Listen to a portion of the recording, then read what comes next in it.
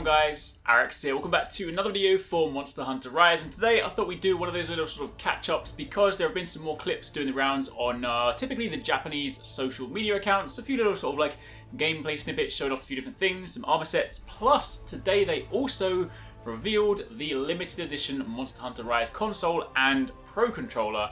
So I thought we'd kind of give you guys a quick update on all of that. So if you do enjoy this, a like would be super appreciated. Comment down below, let me know if you guys are going to be picking up this console or the controller.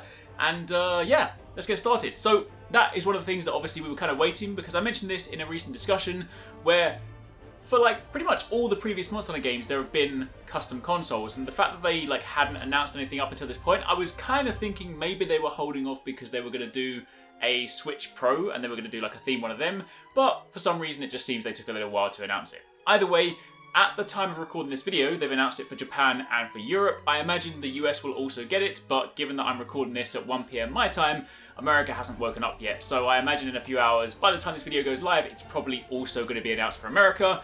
But there is a limited edition console, which comes with a digital copy of the game, and there is also a Pro Controller. Now the console itself, I mean, I do like it, but at the same time, they've kind of done this twice. They did this with Generations, where I feel like they could have done so much more. You look at something like the Animal Crossing Collector's Edition, and that's really cool. Like, they did a complete paint job on the dock, whereas Monster Hunter, for the past two consoles, they've kind of put this pattern on. And I get it, right? You know, it's like the repeating icons that feature in the game. They are cool, but they always do it around the Nintendo Switch logo. Like, why can you not just take the logo off and do it across the whole thing? Like, the pattern is cool, but cover the whole thing and don't just make it like a little thing around the square. It looks weird. Anyway, point is, it's got a design, it's got the dock, it's got some stuff on the Joy-Cons, it's also got a design on the back, almost from that sort of armor set where you've got the kind of ninja scarf sort of trailing behind you, so it does look pretty cool.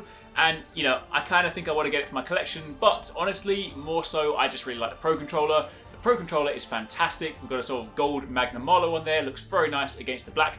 Again, they probably could have done some more for it, like done an actual sort of colour job on the controller, but regardless, that is what we have. So, limited edition console number one. Again, let me know down below if you guys plan to pick up either that or the controller.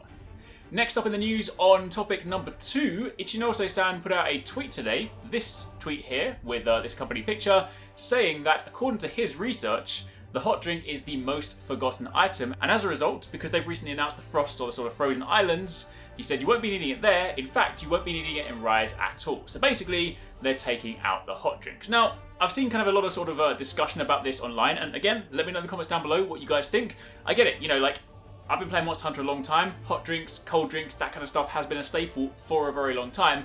But honestly, I don't really mind this because I don't feel like in the grand scheme of things, hot drinks add a drastic amount to the game. The core gameplay loop, the reason we play, is still intact. We still hunt monsters, we still farm badass armor, badass weapons, all the gameplay is solid.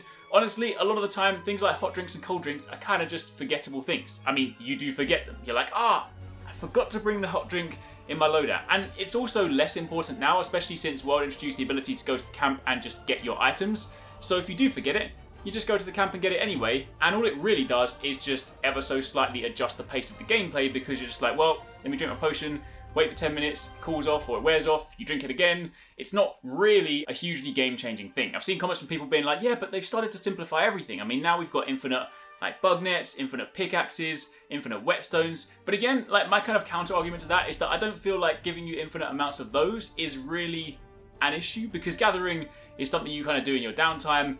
And I would rather just have a pickaxe instead of having to have like my pickaxes break and then go and craft some more. It just slows down the process. Whetstones, you always used to bring 20 with you and only use like 1 or 2, so giving me infinite whetstones isn't really a problem. So I do get it. Some people are worried that this kind of trend means that they are simplifying things indefinitely, and like, you know, fast forward 3 or 4 or 5 Monster Hunter games, people will be like, are they going to simplify combat? Well, I just press one button and do all my combos. I get it. I don't think they're ever going to go that far. But I think there is a balance between things that actually provide and give you like tangible, cool gameplay elements, and things that are more just sort of nostalgic things that we've been used to for the past, you know, multiple generations, multiple years, but honestly don't really add a huge amount to gameplay. Like, okay, I get it. If you want to kind of immerse yourself and be like the hunter and like, I want to craft these things, I want to go and do those things, I get it, I do. But like, I mean, I'm just not going to have to forget a hot drink ever again. I don't really mind. So long as Monster Hunter still lets me hunt cool monsters, make cool armor, make cool weapons, and do badass stuff, I'm fine. Anyway, let me know again what your thoughts are on this down below, but either way, hot drinks are not a thing in Rise. Next up on the list, we also got a little kind of clip of the TwoSixNine armor. This one dropped a little while ago, but I forgot to share it. So, you know, if you guys played previous games, we obviously know what it looks like, but it's nice to see it in Rise. And we also got a clip recently of the Palamute and the Palico gear for Gosharag, as well as a few other monsters. And honestly, this stuff looks really cool. I mean, Gosharag stuff, I love the look of it. I'm just like, I can see it being one of the armor sets I wear all the time. But that Palico gear, that Palamute gear, both of them look fantastic. Although let me just say, shout out to the next Palamute gear where he's wearing a tie. That is serious business Palamute. Love it, honestly. That is very cool. But yeah, that's a quick clip at some of the armor sets. We also got a little clip of the Palamute drifting around the Frost Islands. And that's kind of it. They also did show off a little clip of Wyvern riding a Barioth, so we can sort of see some more monsters in action.